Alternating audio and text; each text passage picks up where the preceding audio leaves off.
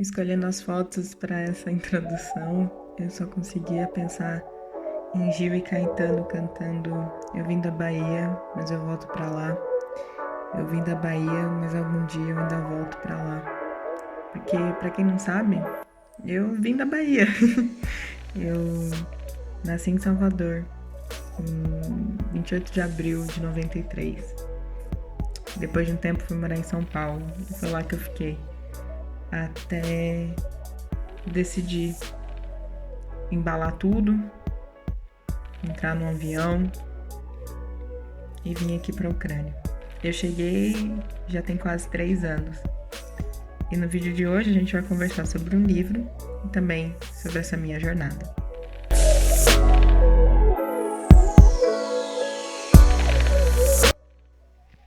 Oi, gente!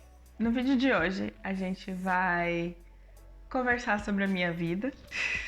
Esse vai ser um vídeo que vai falar sobre livro, mas que também vai falar muito sobre mim e sobre a minha jornada aqui na Ucrânia. E o livro, na verdade, a peça de teatro que a gente vai fazer essa relação é Pequenos Burgueses, do Maxim Gorky. Essa peça foi escrita em 1901 e encenada pela primeira vez em 1902. A gente leu no meu clube de leitura, o Clássicos Não Mordem. A gente foi ler um clássico russo e eu tentei colocar algumas opções mais fora da caixinha pra gente ler. E a peça de teatro do Gorky ganhou.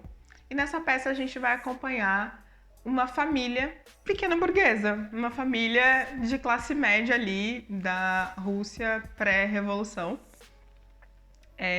A gente vai acompanhar esse pai, esse dono dessa casa, que é quem manda e desmanda e quer que todos obedeçam e estejam, né, embaixo ali das ordens dele. E alguns outros personagens que são mais jovens, mais antenados e mais atuais, que não conseguem se comunicar, né, com essa geração mais velha representada ali pelo pai e pela mãe. Quando a gente vai ler esse livro, quando a gente pesquisa sobre ele, porque eu sempre faço uma contextualização histórica das obras que a gente lê lá no Clássicos Não Mordem, o assunto que mais apareceu para mim é que seriam discutidas questões de classe, porque a gente tem os filhos oficiais desse casal, a gente tem os agregados, a gente tem um que foi adotado, tem pessoas que alugam um dos quartos da casa e tal, então você tem ali uma miscelânea de personagens que interagem com esse dono dessa casa. Então tem um que é músico, tem outro que tá fazendo faculdade e largou a faculdade, tem a mulher que decidiu não casar e pra seguir a carreira dela como professora e é duramente criticada por isso. E você tem um operário. A maior revolução na época dessa peça foi essa questão de ter esse personagem operário. E ele é ferroviário, na verdade. Ele trabalha com alguma coisa com trem e tal. E a gente tem esse personagem que ali seria a tensão principal, mas que no final acaba não sendo, pelo menos na minha interpretação. Você vai ter essa discussão na história. Os pequenos burgueses vão estar sempre sendo criticados e apontados e dizendo esse comportamento é pequeno burguês, esse modo de pensar é pequeno burguês. Mas a principal questão, o principal tema dentro dessa peça é as relações familiares, é as relações entre gerações, mais do que entre classes. E o que isso tem a ver com a minha jornada aqui, né? Vou explicar. Nessa história, eu não vou lembrar o nome, até porque é muito difícil. Mas o personagem principal dessa história, que é esse pai, ele é o meu sogro. E aí é agora que a gente vai chegar na parte de eu contar sobre a minha jornada aqui na Ucrânia. Eu acho que eu nunca dividi isso com vocês aqui no YouTube, No Instagram eu fiz uns stories, às vezes quando as pessoas perguntam tal. Mas agora eu vou explicar.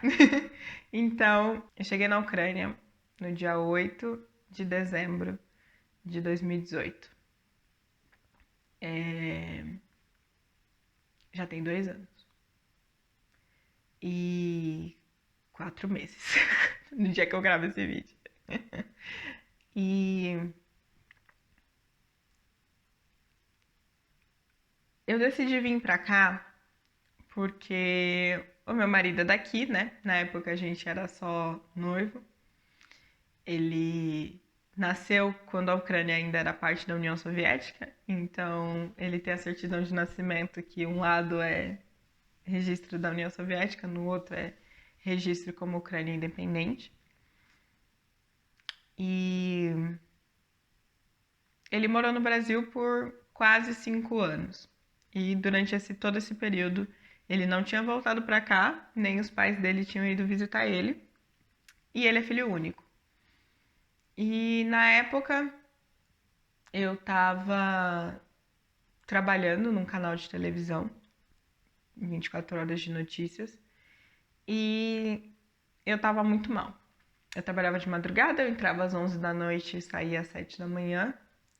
Eu fazia plantões de 12 horas, de meio-dia, não, era das 10 às 10, aos finais de semana, das 4 às 2, nos feriados. E também 2018 foi o ano da eleição do Bolsonaro, né? E foi um ambiente que eu trabalhei que era muito complicado em relação a isso e tinha muita gente que compactuava com as coisas que o Bolsonaro falava naquela época. Foi o ano que o Lula foi preso também, foi um dos dias que eu mais trabalhei na minha vida. Nesse dia eu acho que eu trabalhei umas 14 horas. E eu tava doente. Eu comecei a emagrecer muito. Meu cabelo não crescia, minha unha não crescia. Eu jantava às 3 horas da manhã. Os finais de semana eu não conseguia descansar porque eu entrava no trabalho domingo, 11 horas, então eu tinha o sábado e a sexta. Então, por exemplo, na sexta eu saía do trabalho às 7 da manhã. E aí conseguia dormir normal de sexta para sábado, de sábado para domingo, mas de domingo para segunda eu tinha que dormir no meio da tarde para poder acordar às 9h30, 10 horas da noite e ir pro trabalho estar lá 11 horas da noite. E então eu não tinha final de semana direito, eu não conseguia ficar com a minha família direito, eu tava o tempo inteiro. Hoje em dia, quando eu olho para trás, eu era um zumbizinho, assim, andando. Eu me arrastava, eu não andava, tipo, tava muito mal. Até que teve um feriado em que eu praticamente desmaiei dentro de um ônibus de exaustão. O Roman teve que ir me buscar. E eu decidi que chega. Que eu tinha chegado no meu limite. Isso foi em setembro. Então, em setembro de 2018, a gente decidiu que ia embora. Em dezembro, a gente estava vindo embora. Foi desse jeito, assim, gente, inconsequente. A gente não se preparou, a gente não juntou dinheiro, a gente não se organizou, nada disso. Então, a gente pegou as nossas coisas. Nenhuma das duas empresas quis demitir a gente, pra gente poder pegar, né, os nossos benefícios, tudo. Nada, meu FGTS tá lá travado, eu tenho que voltar para pegar em 2022. Não quiseram demitir a gente, fechar acordo, não quiseram, a gente teve que pedir demissão. Então a gente veio ali com o que deu de recesso. Eu tinha juntado dinheiro por um tempo para outras coisas, mas também não era muito, e a gente veio. E aí a gente chegou aqui, no inverno, um dos invernos mais pesados, acho que também não sei se foi o inverno mais pesado que eu já peguei desde que eu cheguei, ou se é porque era o impacto do primeiro inverno. E aí eu conheci o meu sogro no aeroporto. A gente já tinha conversado antes por WhatsApp e tudo mais. E hoje em dia eu vejo que ali no aeroporto, se eu tivesse lido essa peça antes, ali no aeroporto eu já ia reconhecer esse comportamento do pequeno burguês soviético, porque, né, o pai do Roma também nasceu na União Soviética, se tu tivesse lido esse livro. E a gente foi pra casa, que era pra gente morar no começo, e depois aconteceu comigo a mesma coisa que acontece com uma das personagens dessa peça. Essa personagem, ela é uma mulher viúva e ela é livre, ela é feliz, ela ri, ela tem amigos, ela tem vida social, ela não consegue entender porque que as pessoas ficam reclamando da vida em vez de irem trabalhar e tal, e ela é muito decidida, ela tem muita atitude e ela se apaixona pelo filho, né, desse dono dessa casa e o tempo inteiro é proibido esse relacionamento.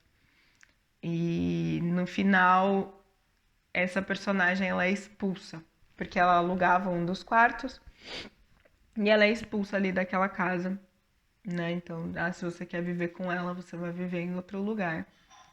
Então, eles expulsam o filho e a mulher que estava alugando. E eu também fui expulsa de casa com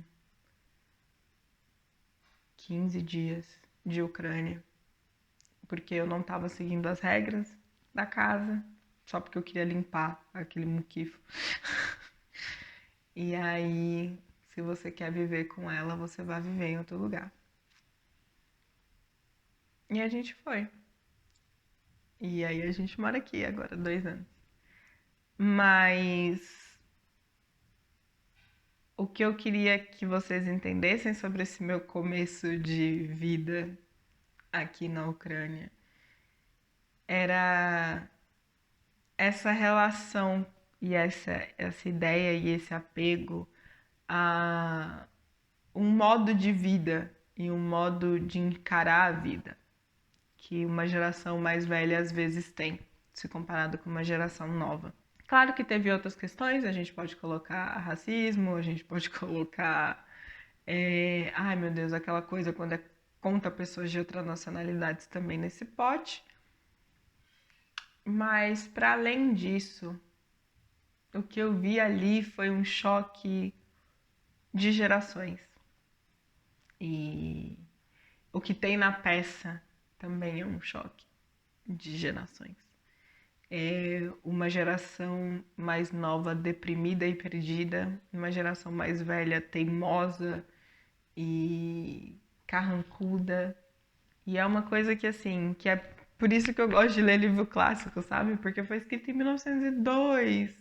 E eu passei a mesma coisa em 2018 e muitas famílias como essa continuam por aí. Quando a gente teve a discussão, foi muito legal porque teve essa troca, né, de pessoas que participaram da leitura falarem que a dificuldade que os personagens mais novos enfrentam de conversar com os mais velhos é uma dificuldade que eles enfrentam também dentro de casa e tal. Então foi muito legal de ver que essa família russa de 1902, ela consegue ser reconhecida em famílias brasileiras da década de 90, em famílias ucranianas em 2018, sabe assim? É uma representação de família atemporal. Uma família problemática, mas atemporal. Então, não fiquem preocupados, já tá tudo bem. Hoje em dia, eu ainda não tenho uma relação perfeita, mas passou o rancor, a raiva e a tristeza que eu sentia em relação ao meu sogro. Esse vídeo tá subindo desse jeito porque eu pedi autorização do meu marido, até porque, né, tô falando do pai dele. E então tá tudo bem, não se preocupem, tá tudo bem. E procurem essa peça, tá no Kindle Unlimited, pelo menos na data que eu tô gravando esse vídeo. A gente leu pelo Kindle Unlimited, a maioria das pessoas. Eu espero que vocês tenham gostado. Até o próximo vídeo.